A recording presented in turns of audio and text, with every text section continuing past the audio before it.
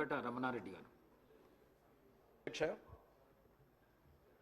గౌరవ మర్యాదల గురించి, సాంప్రదాయం గురించి, సభా సాంప్రదాయం గురించి అందరూ రాజకీయ నాయకులం అందరం కూడా మాట్లాడుతూ సభా వేదికగా నేను తెలియజేసేది ఏంటంటే, ఎవరమైనా సరే ఎదుటి వారిని గౌరవించుకుంటూ విమర్శలు, సద్విమర్శలు, ప్రతి విమర్శలు చేయాలి తప్ప భాషని ఇంకా దిగజారుస్తూ మాటలు మాట్లాడడం అనేది సరైనది కాదనేది నా అభిప్రాయం. కొత్తగా వచ్చిన నాలాంటి వారు 57 మంది ఈ అసెంబ్లీలో ఉన్నారు. మిమ్మల్ని చూసి మేము నేర్చుకోవాలి, కానీ మీరు మాట్లాడే భాష ద్వారా ఇంకొక 4 పదాలు కలిపి దిగజారిపోయే భాషను మాట్లాడేంతటి మాటలు మాట్లాడడం బాగుండదని అనుకుంటున్నాను. ఒకరు మూర్ఖులైతే ఇంకొకరు వారికి సభ్యులు వెంకటరమణారెడ్డి గారు చెప్పిన ప్రస్తావన చాలా ముఖ్యమైనది అధ్యక్ష. ప్రతి పార్టీకి సంబంధించిన సీనియర్లు, ఆ వ్యవస్థ అందరూ కూడా అదే విధమైన సదాభిప్రాయంతో పోతే ప్రజాస్వామ్యం చాలా పటిష్టంగా ఉంటుంది. సరే, ఈరోజు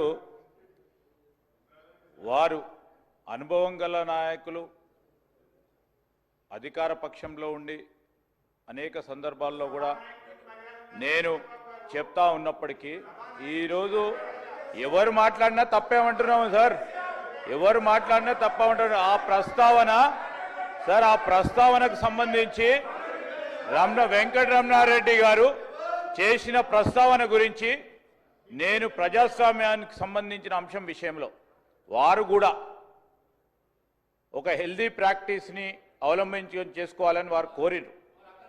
డెఫినెట్లీ డెమోక్రటిక్ ప్రాసెస్లో నాకు హుందత్వాన్ని కాపాడే ప్రయత్నంలో అనేక సందర్భాల్లో ముఖ్యమంత్రి గారు కానీ, మా సహచరులు కానీ, మా సభ్యులు కానీ చాలా హుందాగా మాట్లాడే తీరు కానీ, అంశం కానీ, తెలంగాణ సంస్కృతికి సంబంధించిన అంశం విషయంలో స్పష్టంగా చాలా మర్యాదగా పోతా ఉన్నాం అధ్యక్ష. ఎక్కడైనా చిన్నగా ఎప్పుడైనా ఉంటే మేము ఈరోజు కూడా చెప్తా ఉన్నాం, మాకు బేషిజాలు లేవు.